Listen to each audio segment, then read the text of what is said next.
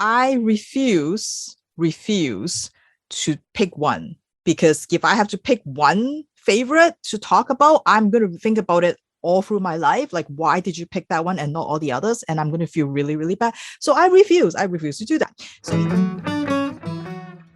Welcome to Keep It Fictional, a weekly podcast for book lovers by book lovers. Build your to-be-read list with Sadie, Liz, Virginia, Fiona, and Corrine from the Port Moody Public Library. Warning, this podcast contains strong opinions and may cause an increase in your library holds list.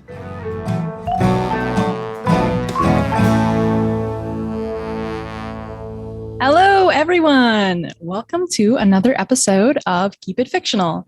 Today, I am your host, Fiona, and I am joined by Corrine, Sadie, Virginia, and Liz. And me and my book friends have a very exciting topic today that I think is very much in some of our wheelhouses and very much out of some of our wheelhouses. So I'm excited to see how everyone did today. We are going to be talking about manga. Manga is, of course, Japanese comic books. And in North America, we use the word manga to refer specifically to the comic books, and then we differentiate cartoons with anime. I am of the generation where anime and manga just flooded my childhood in the 90s and 2000s. We had Pokemon, Digimon, Sailor Moon, and well, there was still plenty of Japanese influence in cartoons and comics before that with Robotech and all of those great things. It really was a heyday in North America in the 90s and 2000s. So if this is new to you, sit tight. You're going to learn a lot. Of course, this is what might be considered at times to be a fad here, but it is an entire system of art in Japan. So really, as long as they keep translating, it is endless. We will always have new manga to read, which is awesome. And there are different genres of manga, and mainly they are categorized by gender and age. Sometimes that rubs me the wrong way a little bit, but I have found it helpful. I know what kind of manga I like. When I was younger, I had a subscription to Shonen Jump, which is basically young boys manga. And that is where I started out with Dragon Ball and Yu-Gi-Oh!, all that stuff. And then I discovered shoujo, which is basically young girls manga. And that is filled with romance and sometimes magic. And despite being very much a tomboy, at a certain point when I discovered shoujo, I put away shonen and I loved shoujo. Sailor Moon, it's just so dreamy. And then recently, in the last couple of years, I discovered josei, which is women's manga. So there's an outdated idea in North America that comics are for children. In Japan, it's very much not like that. They are for all ages. And so while these josei manga sort of focus a bit on romance and things like that, they're very much older than the shoujo manga. And there's, of course, adult men's manga. And then there is also children's manga, Pokemon, or things about cats often. So there's something out there for everyone. Of course, there are subgenres, and I'm going to talk about one of those with my book. But without further delay, let's get our book friends in here. What I want to hear is, how did you come to manga? Is it a recent thing for you? Is it a lifelong love? How long have you been reading? Where did you start? Long-time listener, first-time caller. So yeah, I actually had no exposure to it until I went to university, because I grew up in a very small northern Albertan town, and there was just no access to stuff like that. We didn't have cable, so I don't know any Pokemons. I don't know about any Digimons, but I kind of encountered it when I came to university, and my friend Rhonda introduced it to me. And ever since then, I have been manga trash. I love it. I love it. I love it. I love it. I've been to conventions. I've watched all the shows. I love it. So ever since about beginning of university to, quite frankly, today at 10:10 when we're recording is how long I have been reading manga for.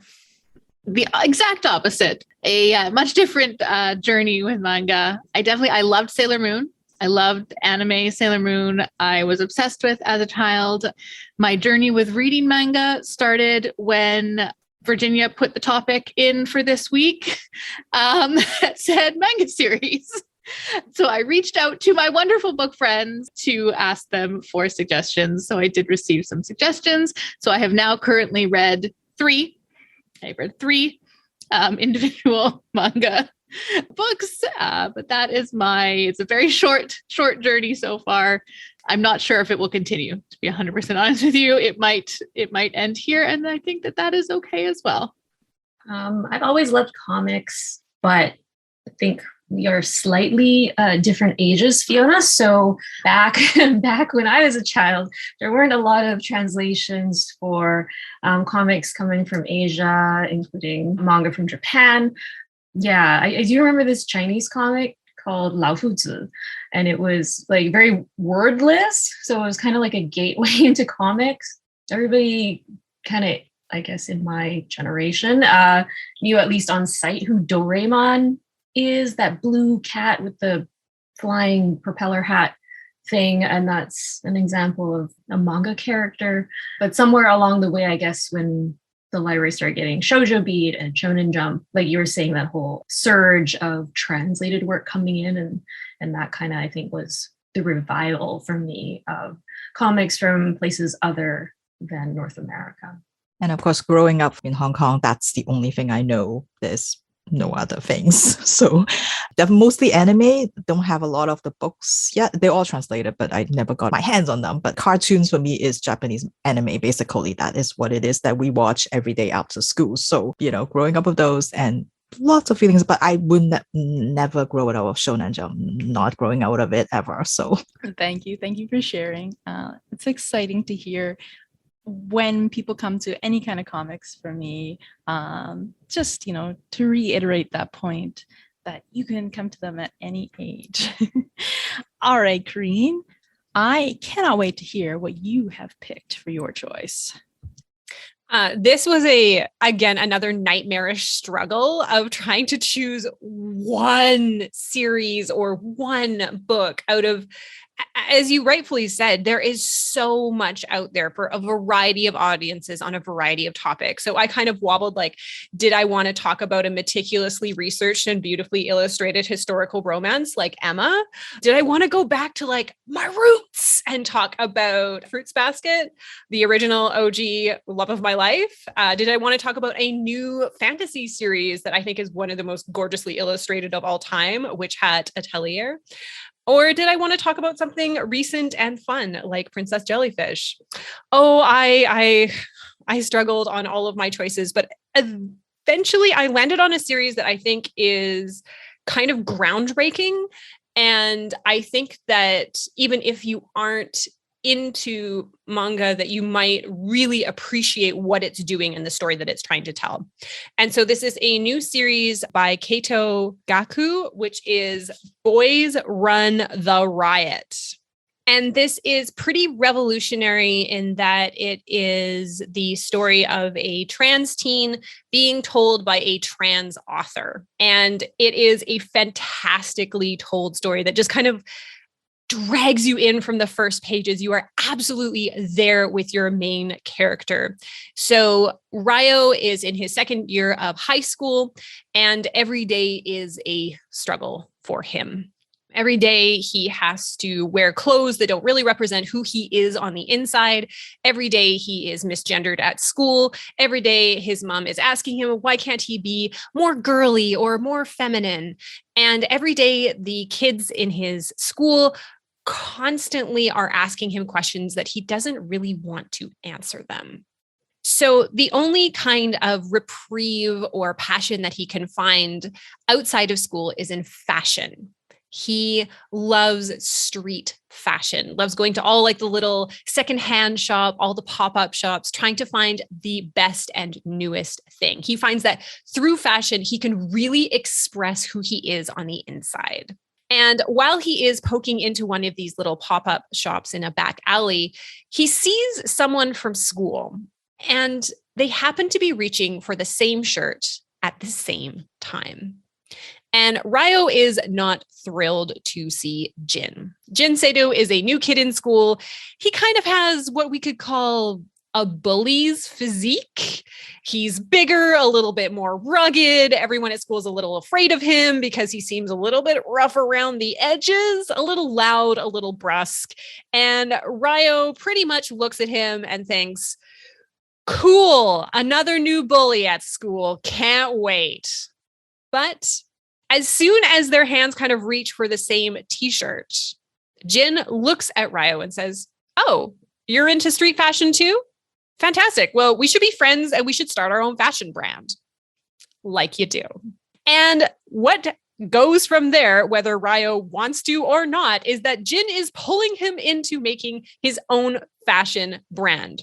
Ryo is an artist. He loves to do graffiti, and Jin really likes his style. And strangely enough, even though this guy kind of looks like someone who really doesn't understand him or couldn't empathize with him, Ryo finds himself sharing his true self with this kind of strange, rough, boisterous, clueless guy. And they start forming a real friendship. And although Jin makes mistakes and doesn't really understand what's going on with Ryo's struggle, he's there to listen. And he's there to support in his weird, loud way. And what is kind of developing is a beautiful coming of age story, because Ryo isn't just accepting himself, and there is that wonderful narrative of him discovering how to be true to himself. It's also about Ryo discovering his passion. It's about him deciding about what he wants to do in his future, taking an interest in street fashion and maybe transforming it into something more. It is a wonderful, nuanced, beautifully drawn story. I cannot recommend it enough. So far, there are 2 volumes. I think the 3rd one is coming out soon.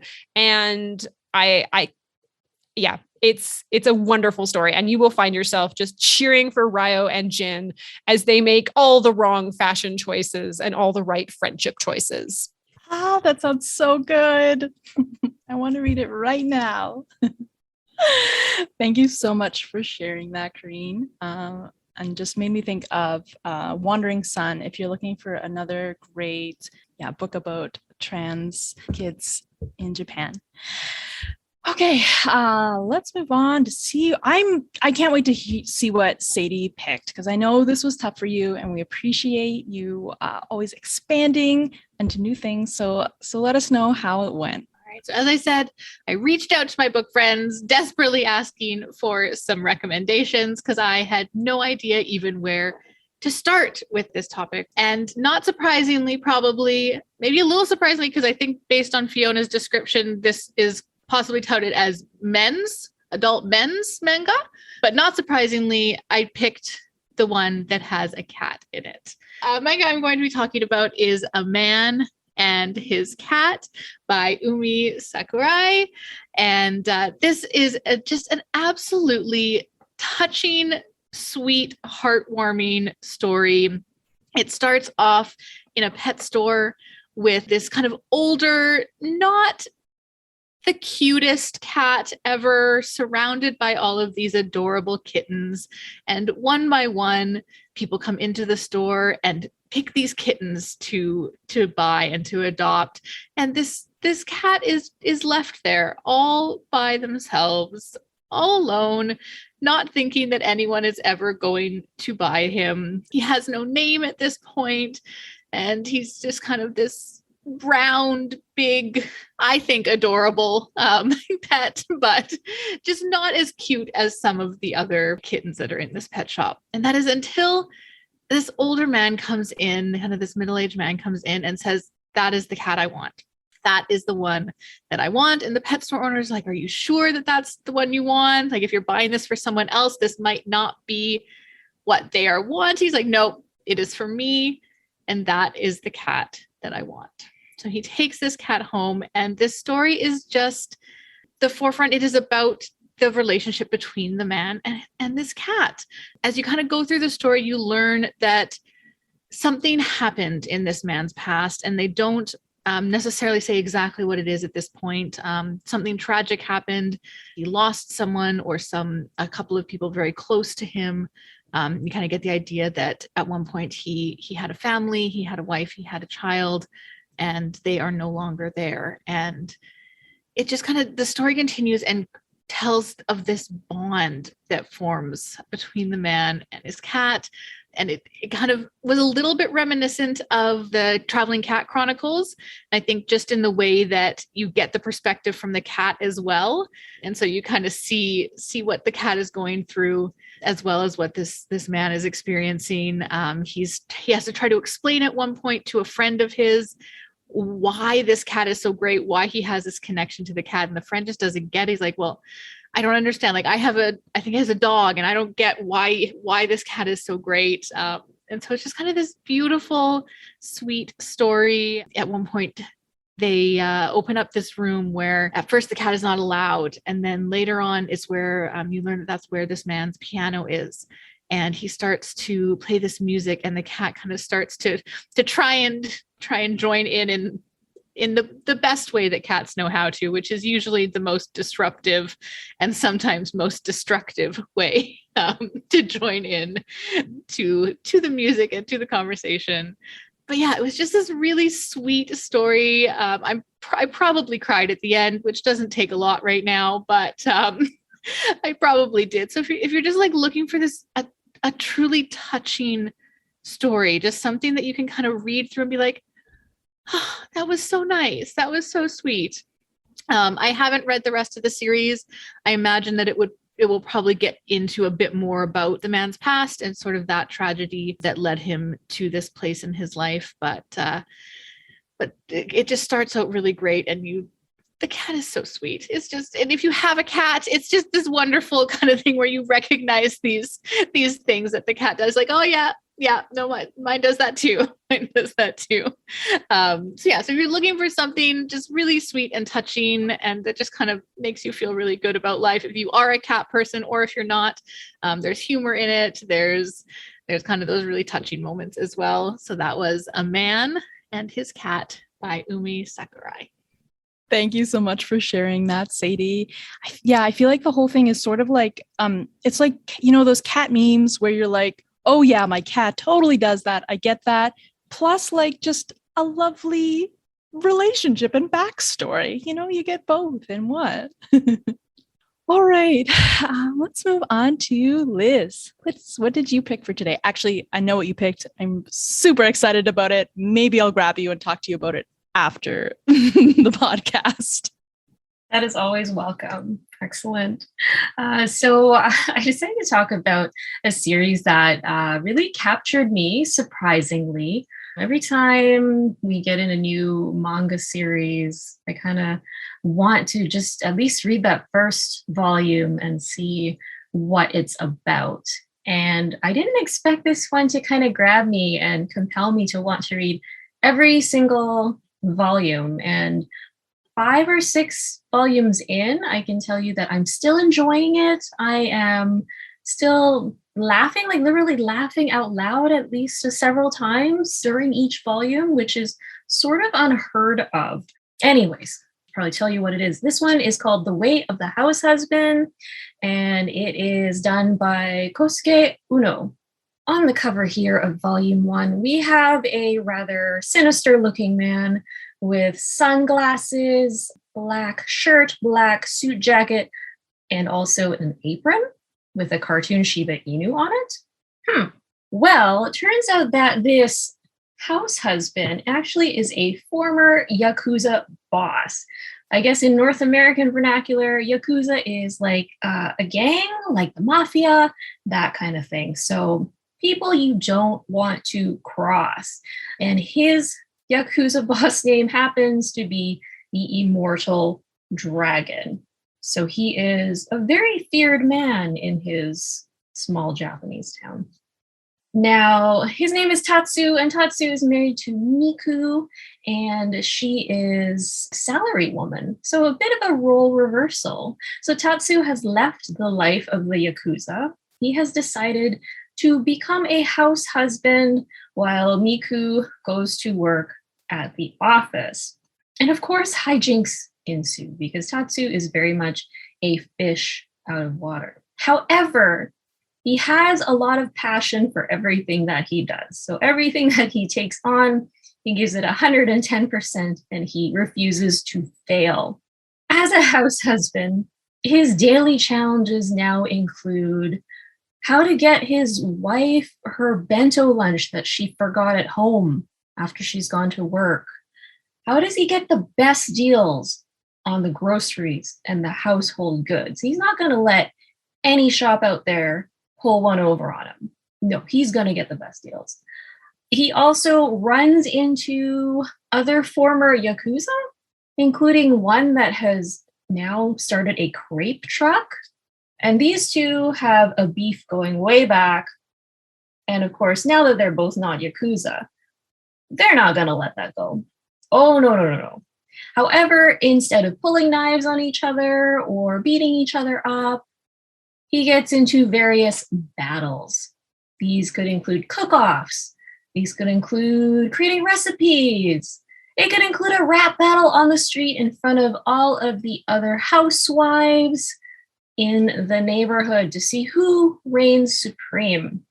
He's motivated, he is passionate, and he is not going to let anything stop him from being the best dang house husband that he can be. He even has a Yakuza underling from his past come and run into him and think, wow, boss, whatever you're doing, I want to be doing too, because you just seem like you're on top of it. Like you are my sensei and I am going to follow you to the ends of the earth. So lots of hijinks that ensue, sometimes silly, but always really heartwarming, I gotta say. Virginia let me know that this is now also a limited Netflix series that's been translated or dubbed from Japanese or subtitled. So curious to see what that looks like. But totally charming if you're looking for a slice of life manga that has comedy, that has warmth and a good heart at the base of it all, and also maybe a little bit of action. So again, that's The Way of the House Husband, and that's by Kousuke Oono. Thank you, Liz. And I do want to endorse the Netflix show because the author actually worked on it. The creator actually worked on it. And they use like basically stills from the comic and then animate them, which sounds really awful. But it's so good because it just creates such a good direct translation of the actual comic. And because the comedic timing is so funny, like it's really great to see in real time. Yeah, like it's the most direct interpretation I have seen of a manga. So I highly recommend that on Netflix. There's also the live action one that's also on Netflix, but it's just like short, like 5-10 minutes of him like cooking and doing all the things like you described. It is also pretty good. And the food always looks so good. Oh, thank you, Liz. All right, let's move to Virginia. What did you pick today? All right. So I refuse to pick one, because if I have to pick one favorite to talk about, I'm going to think about it all through my life. Like, why did you pick that one and not all the others? And I'm going to feel really, really bad. So I refuse to do that. So instead, I'm just going to tell you about the one that I read recently that I enjoyed that the library has. And that is that. unlike, I think most of my book friends probably, like I mentioned, I think Fiona has a really good point. Like yes, they do divide these like manga up into different so-called age groups and different by gender, but I think it's also about like sort of the type of story. And I am firmly like a Shonen Jump manga person, and that helps me to see what I should read. Not interested in the other ones most of the time. I have got for you Spy Family, and it is by Tatsuya Endo. This series, I think, has very similar to Liz in some ways. It has all the elements that I love about stories in manga, and that I feel like they're often quite unique to manga stories, because they are all the ones that has these over-the-top, ridiculous premise and plot lines. And when you describe it, it just sounds so ludicrous. But somehow it manages to have all these very touching, tender moments. And it is always about this never give up attitude. No matter what kind of odds are stacked against you, just don't ever give up. And I really appreciate that type of persistence. And a lot of times the characters don't have the talent. They're not like magical. They don't have these magical talents, but it's just somehow because they work so hard that they get what they want, and they just won't give up on themselves. They don't give up on their friends. They don't give up on their families. So there's just something very appealing about that. So this story, Spy Family, is set in two countries, West Dallas and Ostania. And they have this very fragile political relationship. They're not quite at war per se, but there's something brewing. And so to find out what the other side is doing, they are waging a war of information. They're trying to uncover these secret plans. They're trying to gather intel. They're trying to keep tabs on one another. And when we're talking about collecting information secretly, of course, we're talking about spying. And if we talk about spies, we have to talk about an agent with the codename Twilight. He is the master of disguise. He is the best of the best, and he can assume any identity to pry into all your secrets. And he has never failed his country yet. But his upcoming mission is going to be a little different and probably a bit more challenging, because he cannot just rely on his own ingenuity. He has to depend on two other people. And we know that spies generally like to work alone. So his mission is to get close to one Donovan Desmond, the leader of a political party in Ostania, to find out what he is up to. They know he's plotting something, but they don't know what. So it is Twilight's job to figure that out. But the problem is, Desmond is a little bit of a recluse. He doesn't like to make public appearances, except they know that he will go to events at his son's school. His son goes to the Eden Academy. And of course, it is no ordinary school. We're talking about a prestigious elite academy that only accepts the top tiers in society. They value intellect, they value tradition, and above all, they value elegance. So in order to get close to Desmond, Twilight will have to pose as Lloyd Forger, a psychiatrist, and a loving father of a student in the same school. Which means before he starts his mission, he has to find himself a child and a wife and start a pretend family. Now, finding a child, he thinks, that's not too difficult. I will go and adopt one from the orphanage. So he went to this like kind of shady orphanage, and he's like, give me the brightest child that you have. And they took him to 6-year-old Anya. She impressed Twilight right away, because in that span of a few minutes, she actually managed to complete a whole crossword puzzle in the newspapers. Oh, such superior intellect, Twilight thought. Like, this is the one. This is the kid who's going to get into that academy. But as he was taking her home, Twilight is like, I don't know what to do with this creature. Like, what am I supposed to do? And also, Anya started acting more like what you expect a child would act like. And he has absolutely no experience dealing with it. So he's like, did I pick the right child? She's acting like a kid. Like, is she going to be able to help me out? So she's trying to figure this out. He's like, okay, well, I'll just go home, read some books, and then I'll know all about parenting. I can do it. So child acquired. But finding a pretend wife is going to be a little bit more difficult. I mean, he's got files and files of all these unmarried women that he got from the city hall. So he's going through all of them. He's trying to find like, well, who will be willing to like pretend marry me and pretend to be the wife so that we can go to the school together.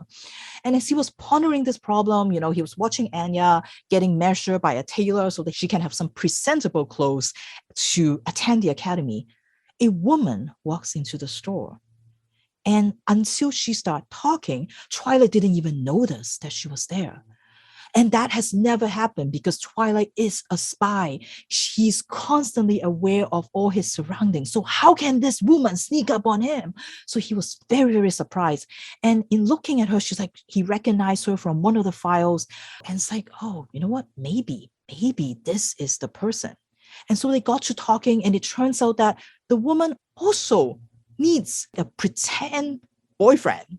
Her name is Yor, and she is a city hall clerk, and she has agreed to go to a work party. And she said, oh, I'll bring my boyfriend, because they keep making fun of her for being awkward, for being in the late 20s and still doesn't have a boyfriend. And, you know, her coworkers are just thinking like, you know, there's something wrong with you. So she's like, oh, no, I have a boyfriend. I'll bring him to the party. So now Yor has a need for a pretend boyfriend, and Twilight has a need for a pretend wife. So they figure, perfect, we will just pretend, you know, we'll trade. And so now as a family, their first mission is to go past the Eden Academy's grueling entrance exam. And he'll have to find a way to train them to be this elegant family, to be a family that goes to opera over the weekend, to be a family that go eat at fancy restaurants, and of course, try to figure out what kind of questions would this Eden Academy ask Anya so that they can pass the exam. But that is not quite it yet, because the thing is, Lloyd is not the only one with a secret. Unbeknownst to him, Anya is actually a test subject in a secret science experiment, and she has telepathy, so she can actually tell what Lloyd is thinking. So constantly she's like, Papa is lying again, he's making this up. So sometimes she will hear Lloyd thinking about, oh, you know, like maybe the enemy will attack, and she'll be like, enemy attack, and she'll like hide under the table. But Lloyd is like, what are you doing on the table? He doesn't know that she can hear all his thoughts. And not only that, Yor is also not quite the person you think she is. Yeah, she does work at the city hall, that is true, but her side gig is an assassin. Her codename is Thorn Princess, and she is super, super deadly. And so when you think about it, the only kind of transferable skill that she has from assassin to mother/wife is cleaning. She's very good at that, because as an assassin, often you have to clean a lot of stuff. So she is trying to learn also to be like a mother and a wife. I find like it was the same with Liz, you know, like I also don't, I mean, maybe I do often, but like I definitely laugh out loud a lot at this comic. Like, you know, I just like, it's such a great comedy. You know, you watch like Lloyd try to figure out how to deal with kids, you watch Yor trying to figure out how to deal with kids, you watch Anya trying to like keep this fake family together because she doesn't want to go back to the orphanage. And it's just so cute watching the three of them trying to get to know each other, trying to become a family. And of course, because we get all 3 points of view, and they all like end up doing weird things that the other people don't understand because they all have a secret identity. So it's just like really, really fun, but also very heartwarming at the same time. So if you enjoy something like that, please do check out Spy Family by Tatsuya Endo. Thanks so much, Virginia. I love a good fish out of water story, and also the fake boyfriend trope. 2 excellent tropes. Okay, I'm going to share my book now, and it requires a little bit of context. I am going to be talking about BL Metamorphosis by Kaori Tsurutani. And this book is a gentle, lovely story about an older woman and a high school girl. However, they bond over something a little bit irregular. The BL stands for boys love, and this is a subgenre of manga about men loving men, basically. Now, I want to preface this by saying that I find it to be a little bit of a problematic subgenre, even though I really enjoy it, because it's often written by women for women. There can be like a slippery slope with consent. There's usually a very effeminate man and then a very masculine man, and that's sort of how things go. So if you are looking for gay manga, I don't really recommend boys love. It's more an escapist sort of genre. However, this book is actually just boys love adjacent because it is about Ichinoi and Urara who bond over their love of boys love manga. Urara works in a comic book store, and she's a character I was really drawn to. She's in high school, and she's messy. She's never put together. She's always sleeping and eating, and all she wants to do is read manga in bed. She tends to be kind of secretive about what kind of manga she reads. She doesn't necessarily want everyone to know that she reads boys love. One day, Ichinoi stumbles into her store, and she is a 75-year-old woman, and I think she asks for a recommendation and ends up with a boys love manga. She devours it and just loves the sweet relationship between these two boys between the pages, so she comes back for more. When she comes back to the store, she strikes up a conversation with Urara, and they end up sharing some manga. She brings her some from her own private collection. They meet for tea and discuss the latest issue and what each mangaka is working on. It's really delightful. I love intergenerational relationships, friendships. And Ichinoi has lost her husband at some point in time. And I really love that in these stories, she finds memories of him. She validates them in this way where it makes them think of her husband, how he was stubborn, how he was kind. She doesn't dismiss them or question the fact that they're gay relationships. And then, like I said, I really like Urara as well. She's just kind of a mess, which is totally fine when you're in high school, but she's having this opportunity to come out of her shell a little bit with Ichinoi, and she is also dealing with a sort of love triangle, which is not something I always love, but as like a not super feminine character, it's interesting. I think it's not like a direct aspect of the story, but you get to see her navigate gender a little bit as a sort of more tomboyish character. It's really slow and gentle. Most manga is, I can't think what the word is, but like comes out in chapters in like magazines. So often that kind of creates like a like slower story, or at least those are the ones that I guess I gravitate towards. So this is just like gentle and affirming. But then I like that it's kind of a bizarre draw because it's about this intergenerational friendship that really revolves around their mutual love of boys love manga. I think, maybe wouldn't recommend it to like new manga readers. I think like if you have that context, maybe that's enough because it's not really about boys love. It's really about their relationship. But yeah, to have that context is certainly helpful. And again, that is by Kaori Tsurutani. So thank you so much for joining us today. I know this is something that I'm very passionate about, but don't always talk about a lot. And like Virginia, I had a hard time picking, and I kind of like just want to shout a bunch of titles at you right now, but I'm going to control myself. I had a lot of fun today, and I hope that you maybe learned something new or got some new titles to check out. Thank you to my book friends for joining me today. We will see you all next week. Bye. Thank you for listening. If you like our show, please tell a fellow book lover about it.